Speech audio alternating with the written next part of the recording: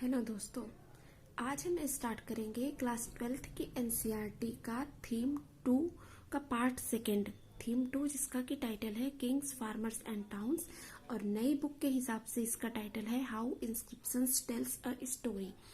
इसके पिछले पार्ट में हमने देखा कि ये इंस्क्रिप्शंस हमें कैसे हिस्ट्री को रिकंस्ट्रक्ट करने में हमारी मदद करती हैं, और जो इंस्क्रिप्शंस उस टाइम पीरियड के हैं जो कि 600 BCE से 600 CE तक के टाइम पीरियड के हैं, वो सारे इंस्क्रिप्शंस किस स्क्रिप्ट में हैं, ब्राह्मी एंड खरोष्टी। और उस स्क्रिप्ट को सबसे पहले जेम्स प्रिंसेप ने पढ़ा, जो कि एक ईस्ट इंडिया जो कंपनी थी उस समय, उसमें एक मिंट की कंपनी थी जिसमें कि वो एक ऑफिसर थे। उसके बाद हमने देखा दोस्तों इनके मतलब कि अर्लीस्ट स्टेट क्या थे उस समय। अर्लीस्ट स्टेट यानी जो 16 महाजनपदास का इमरजेंस हुआ, जिसमें कि कुछ इम्पोर्टेंट मगध हो गए, कुसाला, वज्जी, ये सारे चीज हो गए। उस टाइम पीरियड पे किंग्स जिनको कि गनहास बोला जाता था, उस समय ओलिगर की थी। धर्मसूत्र नाम का एक संस्कृत टेक्स्ट था जिसको कंपोज किया गया। उस समय का कैपिटल कैसा होता था, जो कि फोर्टिफिकेशन होता था, जिसका कि उस समय ऑक्यूपेशन किस तरीके का था, मतलब कि मेनली वहाँ पे एग्रीकल्चरल ऑक्यूपेशन था। वो लोग आयरन का यूज भी करने लगे थे। कॉइनेज डेवलपमेंट भी हो गया था। उस टाइम पीरियड के कुछ इंपॉर्टेंट रूलर्स जैसे कि बिंबिसार, अजातशत्रु, महापद्मनंदा, चंद्रगुप्त मौर्य, ये सब बहुत इंपॉर्टेंट और पावरफुल रूलर थे।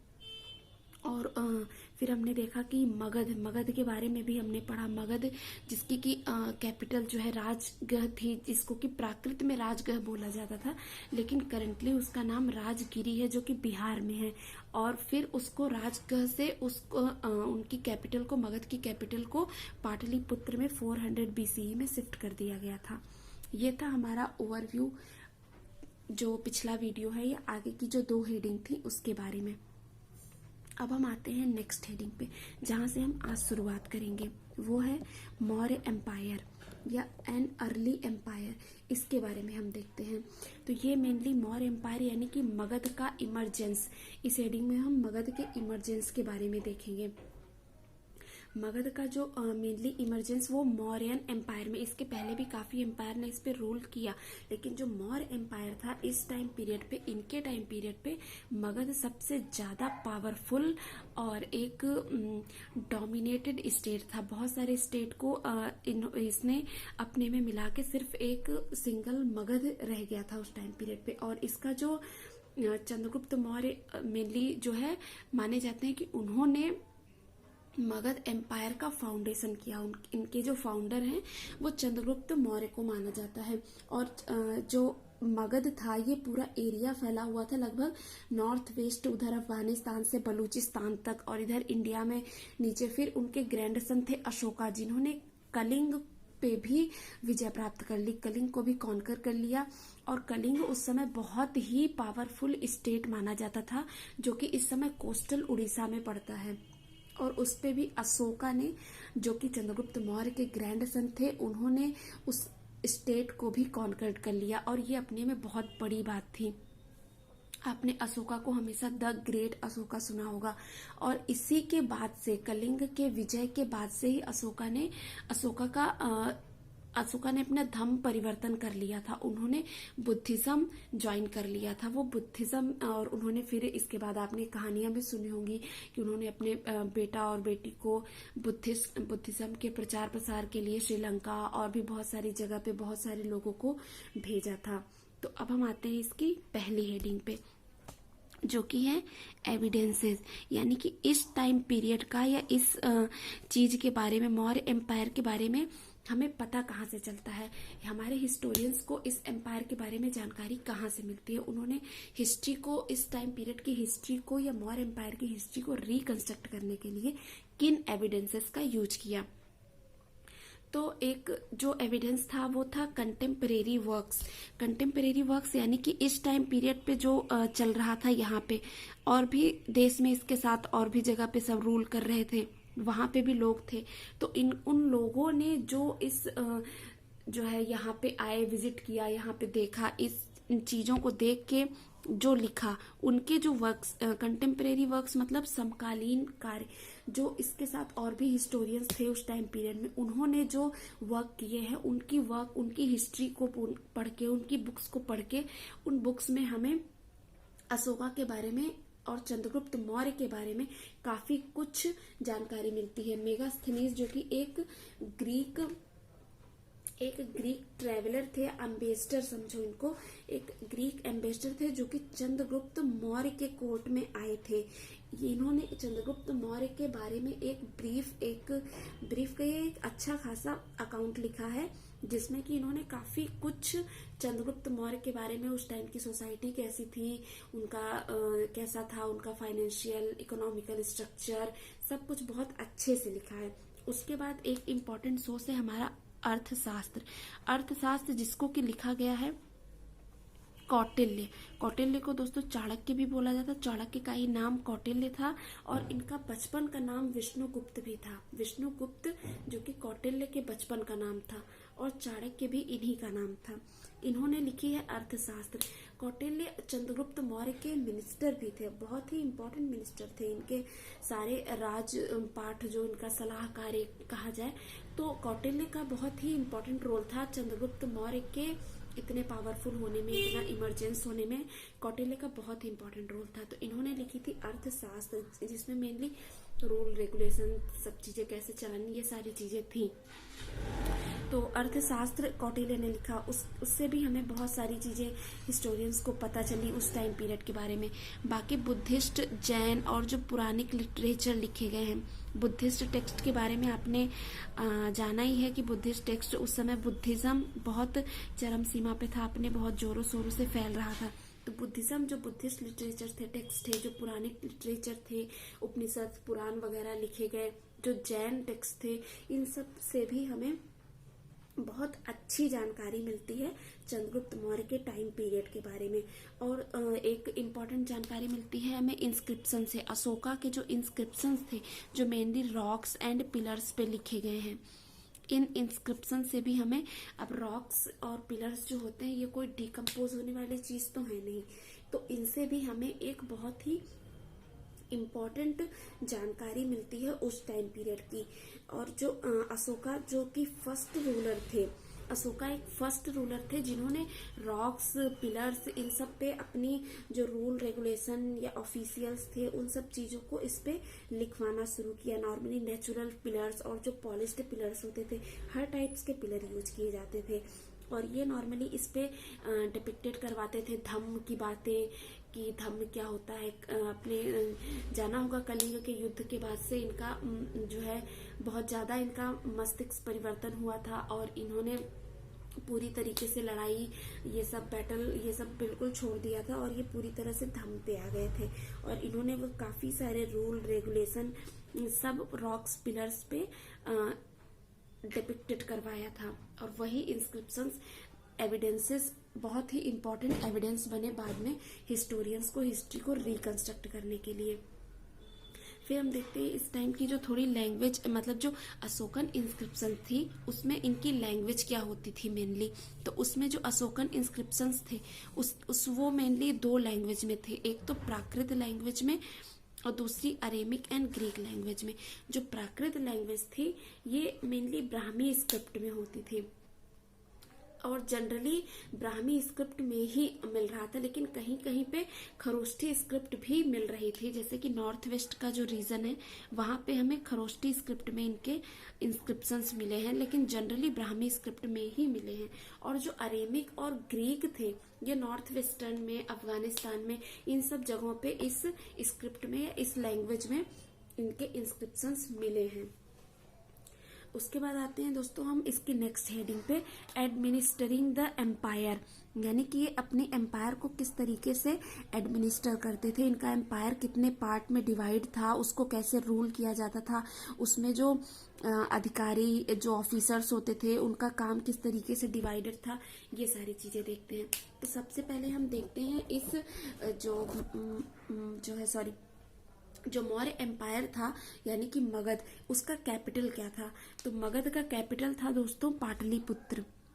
इसकी कैपिटल थी पहले आपने देखा है स्टार्टिंग में इसका कैपिटल राजगृह था, आपने इसके पहले वाले वीडियो में देखा है, और जिसको कि राजगीर बोलते थे। लेकिन बाद में 400 BCE में इसके कैपिटल को राजगृह से चेंज करके पाटलिपुत्र कर दिया गया था। पाटलिपुत्र के अलावा 4 और भी स्टेट थे जो कि बहुत ही इम्पोर्टेंट थे, वो भी एक प्रोविंशियल स्टेट ही थे। वहां भी लीगल वर्क्स, प्रोविंशियल वर्क्स, यही सब चीजें होती थी, जिसमें कि था प्रोविंशियल स्टेट्स में हो गया हमारा तक्षशिला हो गया, उसके बाद इधर उज्जैनी हो गया, तोशाली हो गया, सुवर्ण नगरी। सुवर्ण नगरी को दोस्तों गोल्डन माउंटेन बोला जाता था, सुवर्ण नगरी को गोल्डन माउंटेन बोला जाता था दोस्तों। और ये जो प्रोविंशियल स्टेट्स थे ये भी बहुत ही इम्पोर्टेंट रोल प्ले करते थे। जैसे कि पाटलिपुत्र एक कैपिटल, आप अभी देखेंगे हमारी कैपिटल दिल्ली है, जितने भी ऑफिशियल्स हैं, मेन इम्पोर्टेंट काम है वो सब दिल्ली में होता है। आप और मतलब कोई भी स्टेट का कैपिटल देख लीजिए तो कैपिटल एक इम्पोर्टेंट सेंटर होता है पूरे स्टेट का। उसी तरह से इस समय भी पाटलिपुत्र के साथ 4 और भी स्टेट थे जो कि बहुत इंपॉर्टेंट थे, प्रोविंशियल स्टेट, इसका मतलब बहुत ही इंपॉर्टेंट स्टेट थे। ये भी बहुत ही ज्यादा प्रॉस्परस स्टेट थे। इसके अलावा हम देखते हैं इनका लॉन्ग डिस्टेंस ट्रेड रूट क्या था। मतलब कि ऐसा नहीं है कि ये बस अंदर ही अंदर अपना ट्रेड, भाई आपने देखा इसका ज्योग्राफिकल कंडीशन मगध का बहुत ही ज्यादा अच्छा था। ये 3 तरफ से पूरा पानी से घिरा हुआ था, तो इनका ट्रेड रूट भी काफी अच्छा था। इनके पास ये काफी प्रॉस्परस स्टेट था। यहाँ पे एग्रीकल्चरल एक्टिविटी बहुत ज्यादा होती थी। पानी चूंकि बहुत ही आसानी से अवेलेबल था, तो यहाँ पे काफी ज्यादा ग्रेन्स जो कि ये बाहर भी सप्लाई करते थे, नेशनल इंटरनेशनल हर टाइप का ट्रेड होता था। तो ये trade mainly north west frontier से आंध्र प्रदेश, जो इनका ट्रेड रूट था, आंध्र प्रदेश, उड़ीसा से लेके उत्तराखंड, मतलब काफी दूर दूर तक इनका ट्रेड होता था। उसके बाद फिर हम देखते हैं दोस्तों इनका जो एडमिनिस्ट्रेटिव सिस्टम था वो ऐसा नहीं है कि पूरे स्टेट में एक यूनिफॉर्म एडमिनिस्ट्रेटिव सिस्टम था, नहीं, ऐसा बिल्कुल नहीं था। इनका जो एडमिनिस्ट्रेटिव सिस्टम था वो बहुत ही अलग था। ऐसा तो है नहीं कि मगध कोई छोटा सा एम्पायर था, मगध एम्पायर बहुत बड़ा था। मगध का साम्राज्य बहुत ही बड़ा था। इधर पूरा अफगानिस्तान, बलूचिस्तान, इधर कलिंग तक फैला हुआ था। बहुत ही वास्ट एम्पायर था मगध का। तो ऐसा नहीं है कि हर जगह इनका जो एडमिनिस्ट्रेशन है वो सेम था, सिस्टम जो एडमिनिस्ट्रेटिव सिस्टम वो यूनिफॉर्म था, ऐसा बिल्कुल नहीं था। इनका जैसे हिली टेरेन ऑफ अफगानिस्तान हो गया, और जो उड़ीसा, कोस्ट ऑफ उड़ीसा, यानी कि वो अपना कलिंग वाला पार्ट, मतलब दोनों एकदम डिफरेंट हैं। कहाँ कोस्ट ऑफ उड़ीसा हो गया और कहाँ पे अफगानिस्तान हो गया, अफगानिस्तान का भी हिली टेरेन, तो दोनों का एडमिनिस्ट्रेटिव सिस्टम एकदम अलग था। लेकिन फिर भी ये सब एक दूसरे से जुड़े थे और सारा का सारा मगध में ही आता था। सब मगध के स्टेट थे और सबको एक साथ, इसीलिए इसके प्रोविंशियल स्टेट्स रखे गए थे। काफी सारे स्टेट्स थे जिससे इन पूरे जो था साम्राज्य उसको रूल करने में आसानी हो। और इनका जो मेगास्थनीज का आपने देखा कि मेगास्थनीज जो है चंद्रगुप्त मौर्य के कोर्ट में आए थे एज ए एम्बेसडर। आप ये कहानी सुने होंगे, चंद्रगुप्त मौर्य की शादी हुई थी हेलेना से, और उन्हीं राजा ने जो है, जिनकी बेटी थी हेलेना, उन्होंने ही मेगास्थनीज को as a ambassador Chandragupta Maurya के यहाँ भेजा था। तो मेगास्थनीज बहुत टाइम पीरियड तक इनके कोर्ट में रहे और इनके बारे में काफी कुछ लिखा है उन्होंने अपने अकाउंट, अपने वॉल्यूम में। तो उसी में हमें मेगास्थनीज की जो बुक है, वॉल्यूम है, उसी में हमें मिलता है कि इनका जो मिलिट्री कमेटी थी वो 6 पार्ट में डिवाइड थी। इनकी जो मिलिट्री कमेटी थी वो 6 सब कमेटीज में डिवाइड थी। 6 सब कमेटी में, मेनली सब कमेटीज में कौन आ गई, एक कमेटी इनकी नेवी के लिए थी, वो इनका बस नेवी का काम देखती थी। एक थी जो ट्रांसपोर्ट और प्रोविजन का काम देखती थी। आज भी हम देखते हैं हमारे सारा मतलब हमारा जो सिस्टम है एडमिनिस्ट्रेटिव सिस्टम, वो पूरी तरीके से डिवाइड है। हर एक छोटा छोटा पार्ट, जो हमारा आर्मी का भी है, तीनों आर्मीज अलग हैं, एयर की अलग है और अपनी जो है ये बेस वाली अलग है, जो सीआरपीएफ वगैरह है, एयर की अलग है, नेवी हमारी अलग है।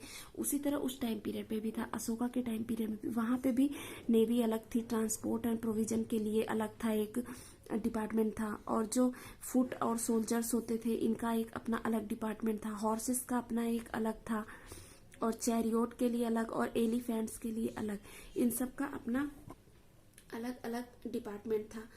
ऐसा नहीं है कि एक ही इंसान या एक ही एडमिनिस्टर सारा कुछ देख रहा है, सब अलग अलग ऑफिसर्स के द्वारा देखा जाता था। और एक इम्पोर्टेंट वर्क था जो अशोका ने किया, वो रिलीजियस वर्क यानी कि धम्म। इन्होंने कलिंग के युद्ध के बाद इन्होंने धम्म को बहुत ही ज्यादा, बुद्धिस्ट धम्म को बहुत ज्यादा जो है क्या बोलते हैं उसको, बहुत ही ज्यादा इन्होंने बढ़ावा दिया अशोका ने।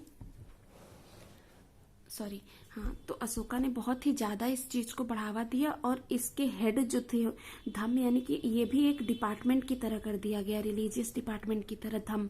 और जो धम्म का हेड होता था उसको धम्म महामात्य बोला जाता था। ये भी एक बहुत ही इम्पोर्टेंट पार्ट होता था। एक जो साम्राज्य होता था, एक स्टेट का बहुत इम्पोर्टेंट होता था रिलीजियस हेड, जिसको कि धम्म कहते थे, और इसके हेड को धम्म महामात्य बोला जाता था। मगध एम्पायर एक बहुत ही ज्यादा इम्पोर्टेंट एम्पायर था। जब इस एम्पायर के बारे में हिस्टोरियंस ने रिकंस्ट्रक्ट करना चाहा, उस समय हमारा जो भारत था वो ब्रिटिश एम्पायर के अंडर में था, कॉलोनियल रूल के अंडर में था। और उसके बाद फिर इसमें धीरे धीरे फिर भी हिस्टोरियन ने बहुत सारा काम किया इस टाइम पीरियड की हिस्ट्री को रिकंस्ट्रक्ट करने के लिए। उन्होंने इंस्क्रिप्शंस और भी बहुत सारी चीजें जो कि फाइंड्स की गई आर्कियोलॉजिकल्स के द्वारा, और उसको रीड किया गया, उस सब पे वर्क किया गया। अशोकन इंस्क्रिप्शन को डिफरेंट रूलर्स के टाइम पीरियड पे मिला, डिफरेंट जगह पे मिला, उन सबको एक साथ इकट्ठा करना, उन सब की हिस्ट्री को एक साथ पूरा का पूरा हिस्ट्री को रिकंस्ट्रक्ट करना, ये बहुत ही इम्पोर्टेंट काम था। ये जबकि पूरा 150 इयर्स का स्पैन हो चुका था, मतलब बहुत लंबे टाइम पीरियड तक फैला हुआ था ये मौर्य एम्पायर। और ये बहुत ही एक इस जो पूरा एम्पायर था उसका एक कंट्रोल यूनिफॉर्म कंट्रोल था, पूरे पे एक ही का कंट्रोल होता था, लेकिन वो अलग अलग पार्ट में अलग अलग तरीके से इसको कंट्रोल किया जाता था, सब कॉन्टिनेंट के अलग अलग पार्ट पे। अब हम आते हैं इसकी नेक्स्ट हेडिंग पे, जो है न्यू नोशंस ऑफ किंगशिप। हम आते हैं इसकी नेक्स्ट हेडिंग पे, न्यू नोशंस ऑफ किंगशिप। अभी तक हमने देखा मगध एम्पायर के बारे में, मौर्य एम्पायर के बारे में, कि वहां पे लोग कैसे थे, क्या थे, उस टाइम पीरियड पे उनका एडमिनिस्ट्रेशन कैसा था। अब हम देखते हैं आगे साउथ में वहां के चीफ किंग्स के बारे में, वहां का एडमिनिस्ट्रेशन कैसा था, उन लोगों के जो उनके बारे में जो जानकारी है वो हमें किन एविडेंसेस से मिलती है, हिस्टोरियंस ने कैसे उनकी हिस्ट्री को रिकंस्ट्रक्ट किया। तो मेनली जो किंग्स थे, चीफ्स थे, वो जिसमें कि मेन आते हैं चोलास, चेरास एंड पांड्यास। ये थे मेनली, ये जो तमिल कम एक रीजन था वहां पे, तमिल काम करके उस रीजन में ये लोग, इनका जो एम्पायर था वो फैला हुआ था, चोलास, चेरास एंड पांड्यास का। तमिल काम मेनली फ्रेंड्स वो रीजन होता था, तमिल काम एक पूरी तमिल कंट्री होती थी जो कि मिली होती थी आंध्र प्रदेश प्लस केरला, आंध्र प्रदेश हो गया, केरला हो गया, और तमिलनाडु के कुछ पार्ट को मिला के एक पूरी जो है बनती थी तमिल कंट्री करके, उसी को तमिल कम बोला जाता था, जिसपे कि चोलास, चेरास और पांड्यास मतलब कि रूल करते थे। उसके बाद फिर हम आते हैं चीफ के बारे में। चीफ मेनली होते क्या थे?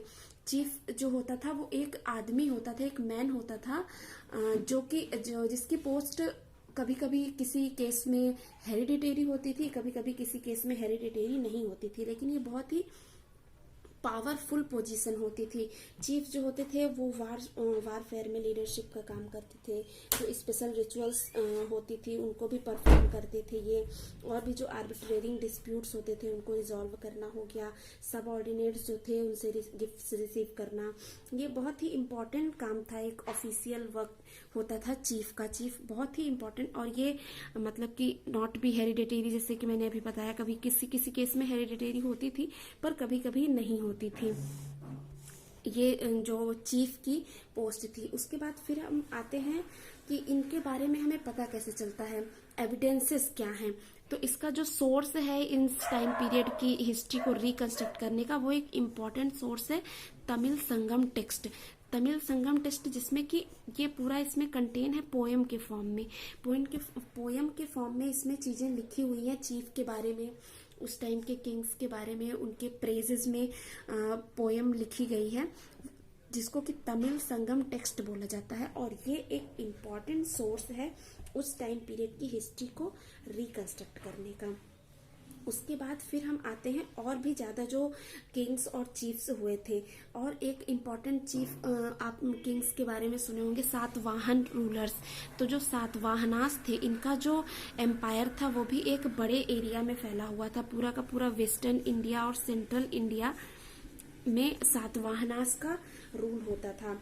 और उसके बाद आते हैं हम शक पे।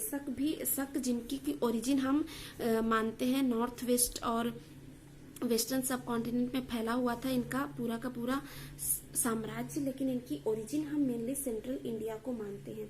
ये उधर से सेंट्रल एशियन ओरिजिन थी इनकी, जो कि आके इधर मतलब कि इन्होंने लॉन्ग डिस्टेंस ट्रेड, चूंकि ये सेंट्रल एशिया से आए थे शख्स जो थे, और ये जो है नॉर्थ वेस्टर्न और वेस्टर्न सब कॉन्टिनेंट में इनका पूरा एरिया था, इनका वास्ट एम्पायर था। तो ये उधर की चीजों को इधर, तो इनका क्या था, ये दोनों तरफ से जुड़े हुए थे। तो इन्होंने एक लॉन्ग डिस्टेंस ट्रेड भी इस्टेब्लिश किया इस पूरे एरिया में, इस पूरी जगह पे। इनका जो सोशल ओरिजिन था ये भी सातवाहनास का, ये सब बहुत ही ज्यादा, इनका सोशल स्टेटस जो था वो बहुत ही पावरफुल था। ये सब सातवाहनास बहुत ही पावरफुल किंग हुआ करते थे उस टाइम पीरियड पे। फिर हम आते हैं इसकी नेक्स्ट हेडिंग जो है डिवाइन किंग। डिवाइन किंग यानी कि साउथ के और भी जो रूलर थे, ऐसे रूलर जो खुद को अपने आप को भगवान के समान मानते थे या गॉड लाइक मानते थे, जिसमें से एक इम्पॉर्टेंट है कुशंस। कुशंस का जो एम्पायर है वो मेनली सेंट्रल एशिया से लेकर के नॉर्थ वेस्टर्न एशिया तक फैला हुआ था। और जो कुशंस थे मेनली, ये जो है खुद को गॉड लाइक मानते थे, यानी कि ये अपने आप को एक वैरायटी ऑफ डिआइटीज, एक टाइप का भगवान ही समझते थे, बहुत ही ज्यादा सुपीरियर समझते थे अपने आप को। और एक कोलोजल स्टैचू मिली है मथुरा के पास एक मठ श्राइन है, वहां से एक कोलोजल स्टैचू मिली है कुशन किंग्स की। और सेम वही स्टैचू अफगानिस्तान के एक श्राइन से भी मिली है, सेम सिमिलर स्टैचू। इससे हिस्टोरियंस का ये भी मानना है कि ये जो है काफी दूर दूर तक जो है अपने आप को गॉड लाइक इंडिकेट करते थे। और उसके बाद फिर हम देखते हैं कि ये काफी सारे ऐसे एविडेंस मिले हैं जहाँ पे इन्होंने खुद को देवपुत्र बताया है। ये अपने आप को देवपुत्र मानते थे, और ऐसा पॉसिबली माना जाता है कि ये लोग जो है इन्फ्लुएंस थे चाइनीज रूलर से। चाइनीज रूलर भी खुद को सन ऑफ हेवेंस बोलते थे, यानी कि ये लोग स्वर्ग के पुत्र हैं, स्वर्ग से आए हुए हैं, ऐसा चाइनीज रूलर्स का मानना था। तो ऐसा हिस्टोरियंस का कहना है कि पॉसिबली ये लोग भी, कुशस जो थे वो भी उन्हीं से इंस्पायर्ड रहे हों, और ये भी खुद को सन ऑफ गॉड बोलते थे, देवपुत्र बोलते थे। उसके बाद हम आते हैं उस टाइम पीरियड का जो लार्जर एविडेंस था, वो गुप्ता एम्पायर के बारे में था। गुप्ता एम्पायर, उस टाइम पीरियड गुप्ता एम्पायर को गोल्डन टाइम पीरियड भी बोला जाता है एंशियंट हिस्ट्री का। जो गुप्ता एम्पायर था वो मेनली सामंत होते थे, सामंत पे डिपेंडेंट होता था।